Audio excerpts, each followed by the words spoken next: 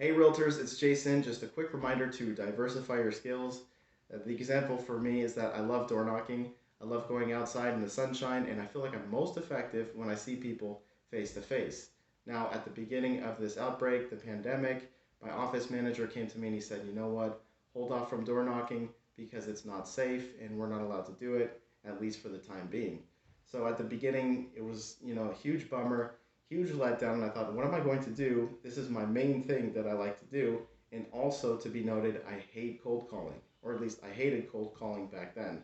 So what did I do? I went back to the home office, and in place of door knocking, I spent the same time cold calling, cold calling, cold calling, and actually got used to it. And it turns out that I like it. And there's certain things that I like about it that I like better than door knocking. And of course, there's still a lot of things about door knocking that I like better.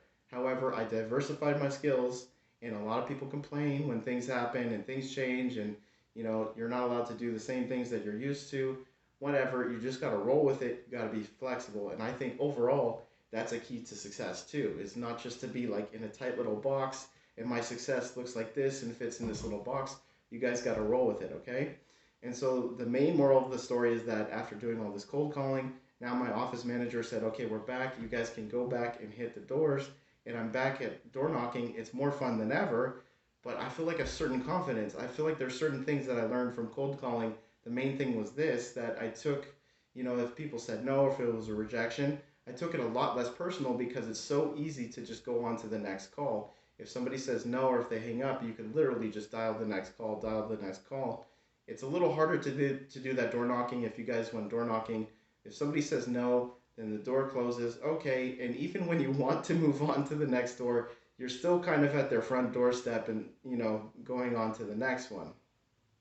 So I never took anything too much to heart. However, the cold calling, oh, and also because you can't see people's face when they say no, it's like, oh, okay, somebody just said no. Let's go on to the next one. Thank you. Next one. And so it kind of, door knocking, it's a little more heavy when people tell you no right to your face, and sometimes there's a little bit of emotion to it. And especially, I feel like I'm empathetic. So if I feel people's feelings and I didn't do anything wrong, I just asked, are they looking to get into some sort of business? And I stated my purpose. I was real brief. And if people look upset, then sometimes I feel like, oh no, I made them upset. So now I'm not personalizing that as much, and I'm ready to move on.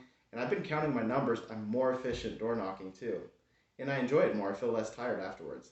Anyways, guys, just a quick reminder once again, diversify your skills. See you on the next video.